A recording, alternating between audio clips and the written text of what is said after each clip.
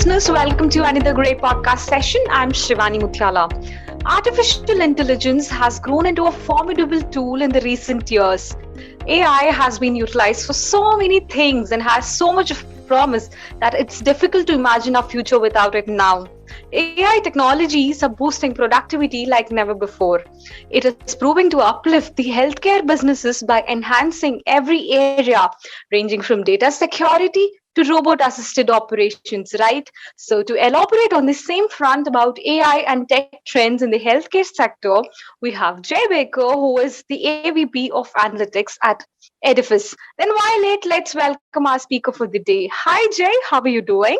Hi, Shivani. Thank you very much for the invitation. Excited to speak to you and your audience about AI and healthcare.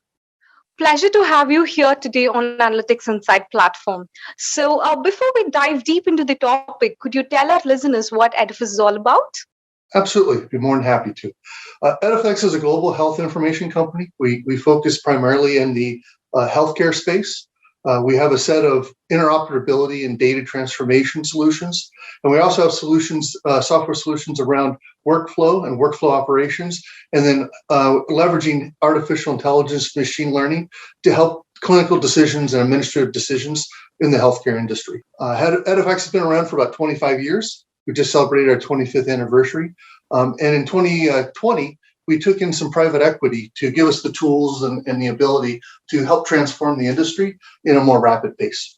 Great. And, could you tell us about, the specializations and services that the company is offering and what is the favorite part of this? Sure, absolutely.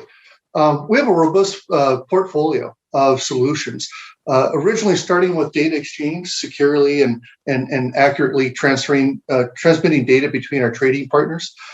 We've now, over the years, introduced workflow applications that touch on value-based care, enrollment processings, and workflows. And then today, we've built a strong capability of leveraging machine learning and artificial intelligence for decision making and making predictions about what would happen within a population and how to better make decisions within the workflows that we've established.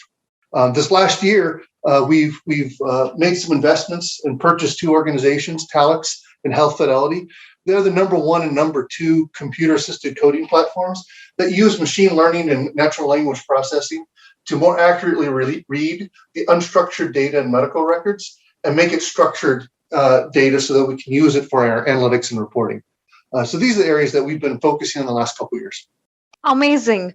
And, as an AVP of Analytics, what is your proactive role in the company as well as in the industry? In the industry, there's three areas where Edifecs is driving change.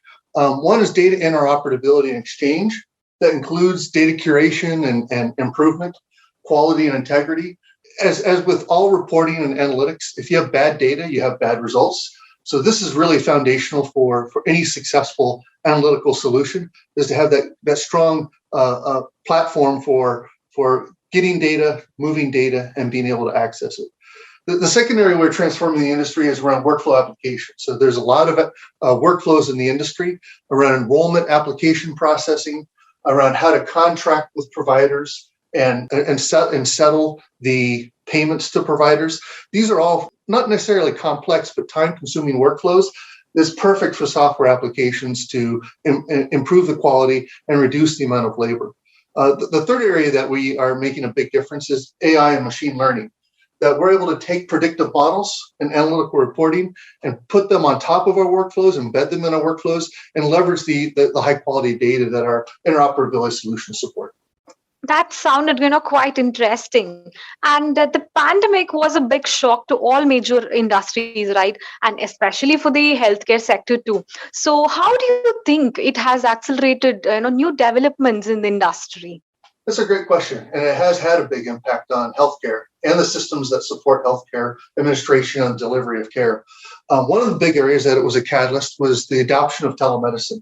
Telemedicine was kind of a new delivery model, not a lot of adoption by patients or by doctors. But with the lockdown requirements and the face-to-face requirements that the pandemic was a catalyst for, it required doctors to get creative and patients to get creative in the way that care is delivered. with a face-to-face visit, there's a lot of information the doctor can gather directly from the patient. But in telemedicine, you have some of that interaction missing. So the more information, the more detailed information a doctor can have at that visit, ahead of time and during the visit in real time, is really where the value is. The second area that the pandemic was a catalyst for was data liquidity. So data in healthcare has been kind of solidified behind proprietary APIs and proprietary data stores, and with the need to transform the industry by moving data between providers and patients and payers. The liquidity of data has really accelerated. So the two areas of telemedicine and moving data freely between organizations are the two areas where it's probably had the largest impact as a result of the pandemic. Very rightly spoke about. And yes, indeed, the telemedicine and the data liquidity has accelerated to a lot of big heights. And, right now, the new tech trends such as artificial intelligence and machine learning are transforming almost all industries, right? So how do you think they are able to contribute to the transformation of the healthcare sector even? Yeah, that's a very good question. And it's made significant impacts. Before machine learning AI became mature and really usable tools and accessible tools by healthcare payers and providers, all the decision support systems, clinical decision support systems, were evidence-based. In other words, journals were publishing peer-reviewed findings and studies, and based on those findings and studies, best practices and evidence-based medicine was developed. But it was all slow to change, slow to be adopted, and slow to be communicated. So it was reliable, and that was one of the most important things, is the efficacy and safety of the best practices, but it was slow to change and slow to adopt. One of the ways that machine learning and AI has really changed decision support, clinical decision support, is by using large sets of experience and letting machine learning AI to understand and learn what are the different best practices, what are the different outcomes, and make predictions and recommendations as to what should be done to whom and by when. So the combining expert knowledge, which is the evidence-based medicine, with machine learning AI allows not only for the best of expert knowledge to be used, but also to adapt it to local cultures and patterns and behaviors and delivery systems to give a better outcome for our patients. Absolutely. And in the same context, how can artificial intelligence be leveraged, especially in the administrative part of the healthcare sector? Could you tell us about that? Absolutely. Although it's had big changes on the clinical side, the administrative side has received a lot of benefits too.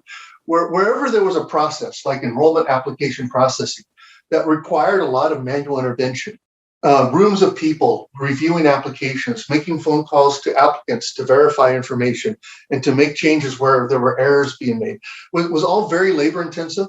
It took a long time for applications to get processed, decisions to be made, and the delivery of care was being impacted because of the administrative bottlenecks in the workflow.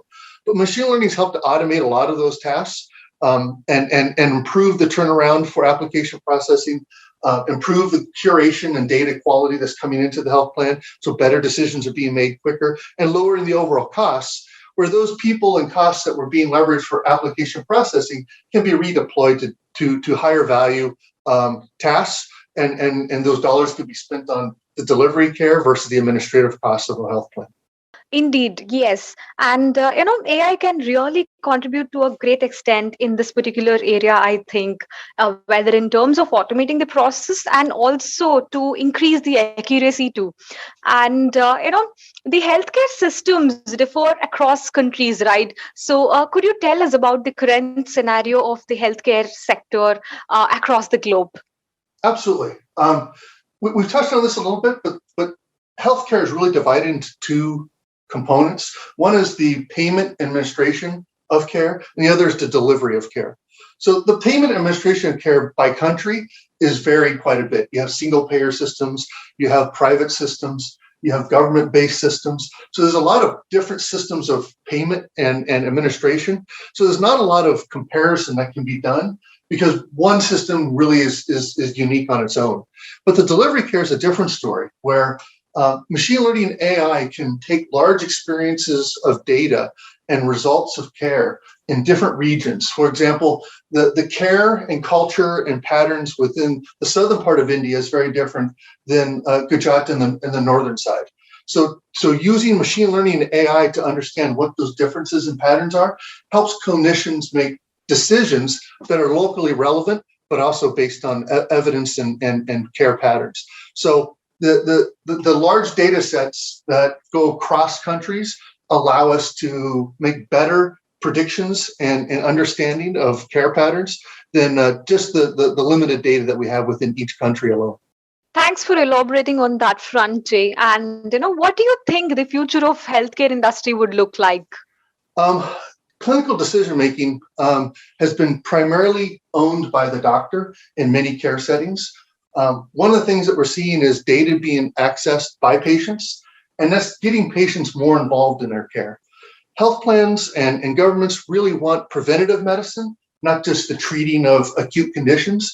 So getting patients involved, owning their information, understanding the information, getting involved with their care has been a real critical piece. And I think that with the liquidity of information, patient access is going to be improved and patient ownership is going to improve too. The patient data itself, we talked about it becoming liquid. Things like FHIR and interoperability between countries and between stakeholders.